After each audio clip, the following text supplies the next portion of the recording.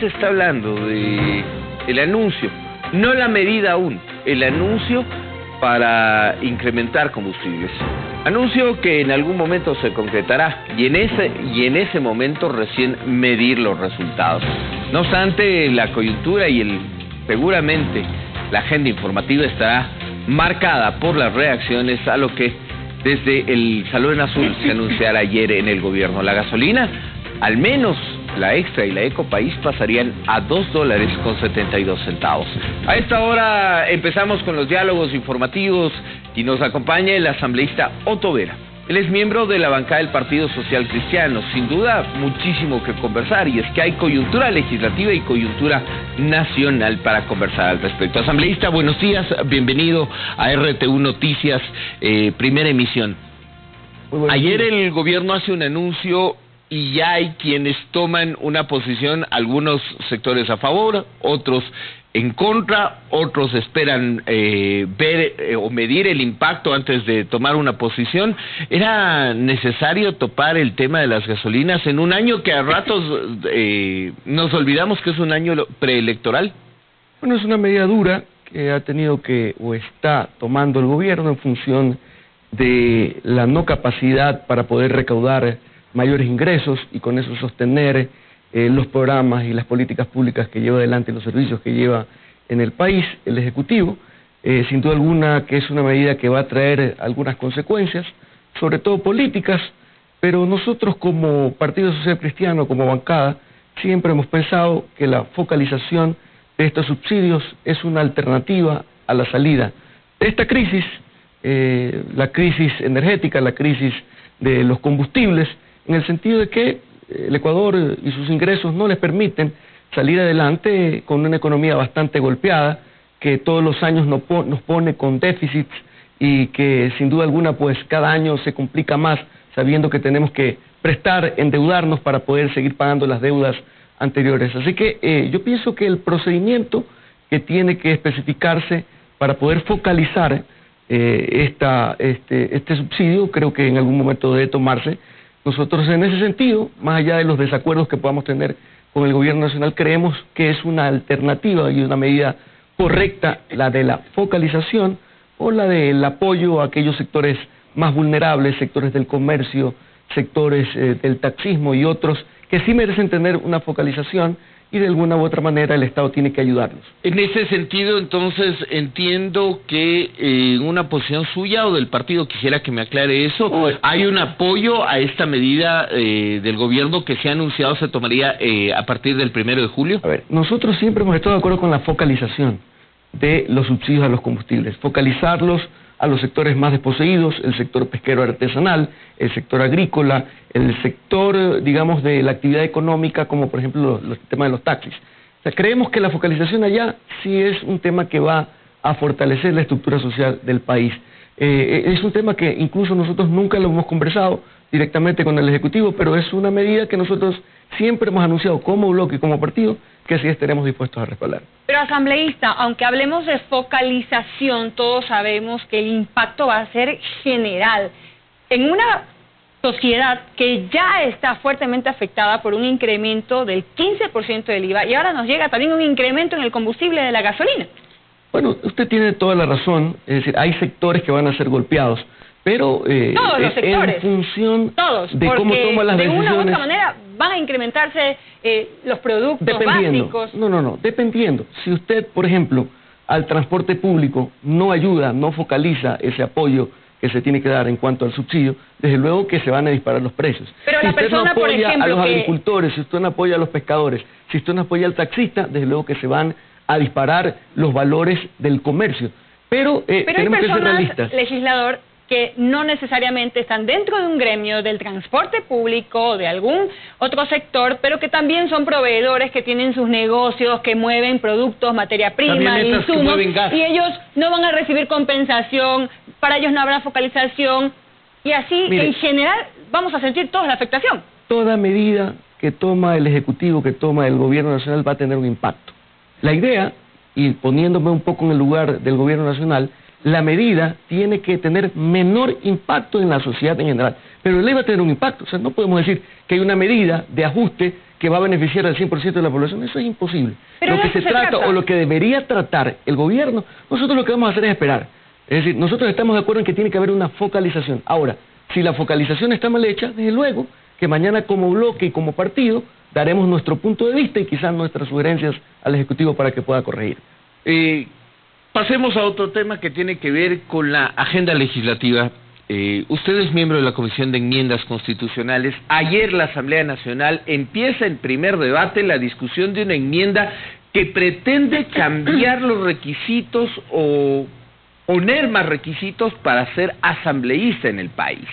Esta enmienda, tomemos en cuenta, no afectaría incluso la elección de febrero de 2025, pero sí a futuro, es decir, desde 2029, si es que se aprueba, tendrían que ser. ¿Cuáles son los requisitos que están pidiendo? Primero, en la actualidad, con el antecedente de que el artículo 119 de la Constitución habla de que el único requisito para poder ser asambleísta es tener más de 18 años de edad.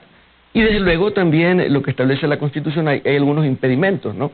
Como por ejemplo el estar en goce de los derechos de ciudadanía, el no haber tenido una sentencia condenatoria ejecutoriada para cierto tipo de delito. Es decir, son requisitos y obviamente también las contradicciones necesarias.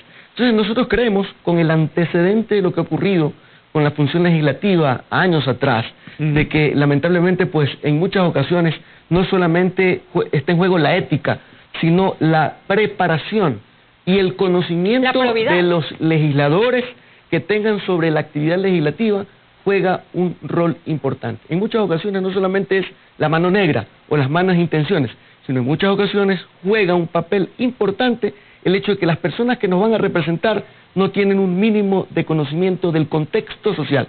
Entonces, la reforma que se propone desde la asambleísta legisladora Sofía Sánchez, que es quien propuso en el año 2019-2020 esta modificación, esta enmienda a la Constitución, que tuvo ya un dictamen de procedimiento de la Corte en el que nos dice el camino que tenemos que seguir y en el que se sugiere que mediante la acción de enmienda nosotros podamos modificar y fortalecer los requisitos para quienes en el futuro puedan ser legisladores. Esos requisitos dicen, a ver, una formación o especialización primero, y la probidad notoria. Probidad notoria, capacitación, preparación. ¿Quién entrega certificados de probidad notoria? A ver, también dentro de esa enmienda se establece que todas esas modificaciones que tienen que ser reglamentarias tienen que ser especificadas en la ley.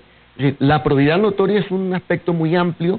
Es decir, alguien podría decir, no, pero es que muy entonces... subjetivo. Claro. Exactamente. Otto Vera no fue un buen alcalde. Ya, digamos. Ya. Mañana Otto Vera fue denunciado por un acto de corrupción, o cualquier asambleísta candidato es denunciado por acto de corrupción. Sí, pero también sabemos que la misma Constitución establece de que uno, es decir, el principio de inocencia. Tú no eres culpable hasta que no tengas una sentencia condenatoria. O sea, todo ese tipo de cosas, de esa probidad, solo porque alguien te denuncie no quiere decir que tú no eres probo. Mañana tiene que probarse, aunque lo repita, que tú no estás en las condiciones, que no tienes la probidad. Pero todo eso tiene que ser regulado. Pero aquí se han caído, por ejemplo, defensores del pueblo que ya estaban liderando el concurso, pero no está mencionado en tal caso, y ya gracias. Y podemos creer que son responsables o no, pero no tienen una... Y les han eliminado el concurso. Lo mismo va a pasar con los candidatos a asambleístas. Este es un tema diferente. Lamentablemente, en este tipo de designaciones para algún funcionario público de libre remisión o para periodo fijo,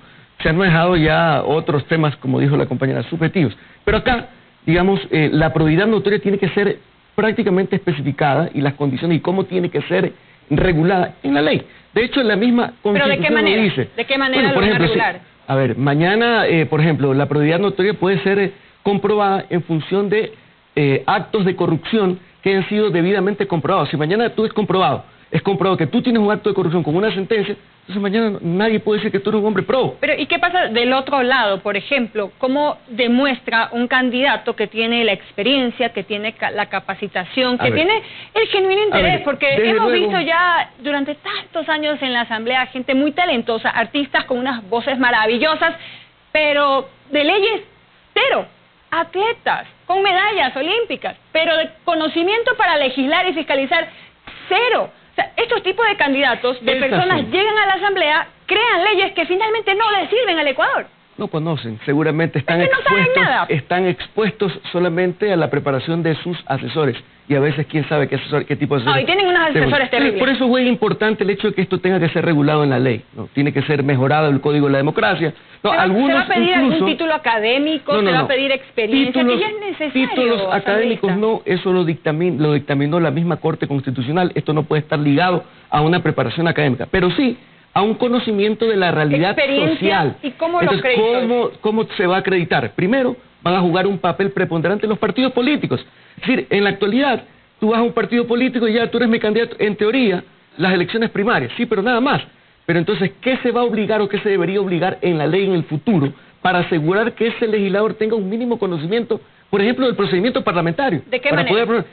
Es decir, tú eres designado mañana un precandidato y tiene que haber una preparación comprobada que tiene que ser monitoreada por el Consejo Nacional Electoral. ¿Pero cómo se comprueba, por ejemplo? Tiene que haber una capacitación, pues tiene que haber un curso formal pero que no tiene que ser declarado, no es título académico, es decir, una preparación. Oiga, pero en la actualidad, hasta cuando uno quiere ser, y disculpe el término que voy a decir, uno quiere, por ejemplo, manejar un taxi, y uno tiene que sacar una licencia, tiene que cumplir un requisito para cualquier función que uno ocupa. Eso es lo que se esperaría, asambleísta, pero la realidad en nuestro país es que cualquier persona que quiere ser asambleísta no ha sido ni siquiera presidente del barrio, pues ni siquiera ha barrido su vereda, no sabe absolutamente nada de la realidad nacional y ya quiere ser legislador. Sí. Y lo logran, que es lo peor de todo. ¿Pero por qué? Porque la Constitución solo dice que tú tienes que tener más de 18 años. Pero eso es lo que tiene que cambiar. Entonces, ¿qué vamos a cambiar? Aparte, en la Constitución solo se pone la probidad notoria, la capacitación de carácter general, pero nada con temas académicos. Entonces, ¿dónde se va a regular? En la ley. Y en la ley se tiene que obligar, repito, a los partidos políticos a asegurar que ese candidato a legislador tiene ya una preparación, como una preparación dada por el mismo partido político. Es decir, yo soy el director de mi partido y usted ya va a ser mi candidato, entonces yo le hago un curso y tengo que comprobarle... Deben tener una escuela de preparación. Es que ya es obligación en la actualidad que todas las instituciones políticas tengan una escuela, sí, pero no se pide, por ejemplo, el certificado de que haya hecho el curso que compruebe de que tú estás capacitado para llevar adelante por lo menos... Pueden tomar una prueba, porque el partido político también puede decir, te doy el certificado, tuvo 200 horas de capacitación. Mentira. Bueno, pues tomen una prueba que demuestre. Mire, yo corroboro lo que usted dice, no comparto en su totalidad, pero mire lo que ocurre en otros países. Hablemos de derecho comparado. En otros países, que en la mayoría existen dos cámaras de representantes, la primera cámara y el Senado. ¿Sabe usted que el promedio de la edad de los legisladores en la primera cámara es 25 años? Ahora, no es que digo que porque tengo 25 años ya tenga más preparación, pero hay algo más de experiencia. Y en la segunda cámara, los senadores tienen como promedio 35 años de edad para poder ser senadores.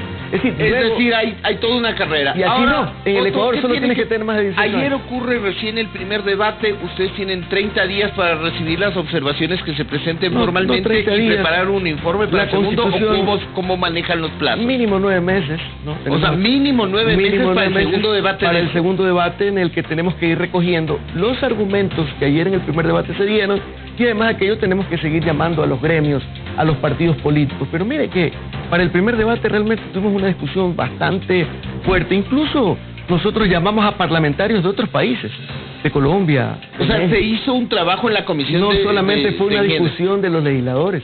Llamamos, repito, a los dirigentes de los partidos políticos locales, a gente representante de los gremios de abogados del Ecuador y a parlamentarios de otros países, en donde debatíamos. Mire, en otros países sí hay requisitos incluso hasta de preparación. Pruebas, legislador. Incluso de los 200 requisitos profesionales. Claro. Acá no lo podemos hacer. Cero van a quedar. ¿Usted le toma una prueba? Van a tener cero candidatos van a quedar. Yo lo que vuelvo a ratificar y estoy convencido es que si se obliga en la ley a que los candidatos tengan un mínimo de preparación, un curso obligado por los partidos políticos, comprobado por el Consejo Nacional Electoral, sí vamos a tener por lo menos asambleístas que sepan de un procedimiento parlamentario para poder enfrentar y construir una ley. Muchísimas gracias, el legislador Otto Vera, miembro de la Comisión de Enmiendas Constitucionales, representante de la bancada del Partido Social Cristiano. Con él